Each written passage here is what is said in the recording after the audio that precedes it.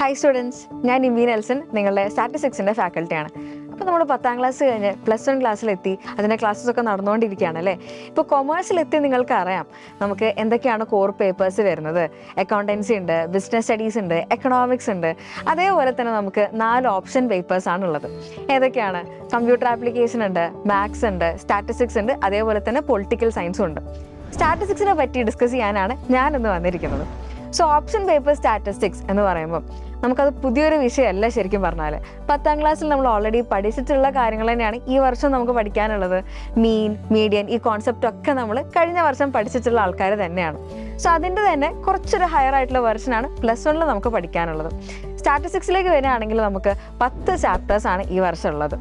അതിൽ തന്നെ നമുക്ക് ആദ്യത്തെ ഒരു 4 ചാപ്റ്റേഴ്സ് എന്ന് പറയുന്നത് ഏകദേശം ഒരു തിയറി ബേസ്ഡ് ആയിട്ടുള്ള ചാപ്റ്റേഴ്സ് തന്നെയാണ്. ഒരു വിഷയം പഠിക്കുമ്പം ആദ്യം നമ്മൾ അറിഞ്ഞിരിക്കേണ്ടത് അതിൻ്റെ ഒറിജിനാണ്, എങ്ങനെയാണ് അത് വന്നിരിക്കുന്നത്. സോ അത്തരത്തിലുള്ള കാര്യങ്ങളാണ് ആദ്യത്തെ ചാപ്റ്റേഴ്സിൽ നമ്മൾ ഡിസ്കസ് ചെയ്യുന്നത്. ഇനി 4ാമത്തെ ചാപ്റ്റേഴ്സൊക്കെ വരുമ്പോൾ നിങ്ങൾക്ക് ഏറ്റവും ഇഷ്ടപ്പെട്ട ഗ്രാഫുകളൊക്കെയാണ് വരുന്നത്. ഹിസ്റ്റോഗ്രാം, വളരെ ഈസി ആയിട്ട് മാർക്ക് സ്കോർ ചെയ്യാൻ പറ്റുന്ന ഒരു ചാപ്റ്ററാണ് 4ാമത്തെ ചാപ്റ്റർ എന്നൊക്കെ പറയുന്നത്. ഇനി 5ാമത്തെ ചാപ്റ്റർ തൊട്ടാണ് നമ്മളെ പ്രോബ്ലംസ് വരുന്നത്. അതായത് mean, median, mode, geometric mean, harmonic mean, ഇത്തരത്തിലുള്ള കാര്യങ്ങളൊക്കെ നമുക്ക് വരുന്ന 5ാമത്തെ ചാപ്റ്റർ തൊട്ടാണ്. സോ അവിടെ തൊട്ട് ശ്രദ്ധിക്കേണ്ട കാര്യം എന്ന് പറയുന്നത് നമുക്ക് ഒരുപാട് ഇക്വേഷൻസ് പഠിക്കാനായിട്ടുണ്ടായിരിക്കും. അപ്പോൾ നമ്മൾ ഇക്വേഷൻസ് എന്തൊക്കെയാണ് ഏതൊക്കെയാണെന്നുള്ളതൊക്കെ കൃത്യമായിട്ട് നോട്ട് ഡൗൺ ചെയ്ത് വെച്ചിട്ട് നമ്മൾ അതിന് പ്രത്യേകമായിട്ട് പഠിക്കേണ്ടതായിട്ടുണ്ട്. ഇനി നിങ്ങൾക്ക് പേടിക്കേണ്ട കാര്യങ്ങളൊന്നുമില്ല. കാൽക്കുലേറ്റർ നിങ്ങൾക്ക് യൂസ് ചെയ്യാൻ വേണ്ടി പറ്റും. അക്കൗണ്ടൻസിയിൽ സാറ് പറഞ്ഞിട്ടുണ്ടായിരുന്നു നമുക്ക് കാൽക്കുലേറ്റർ യൂസ് ചെയ്യാൻ വേണ്ടി പറ്റും. സ്റ്റാറ്റിസ്റ്റിക്സിൻ്റെ എക്സാമിനും നമുക്ക് കാൽക്കുലേറ്റർ യൂസ് ചെയ്യാവുന്നതാണ്.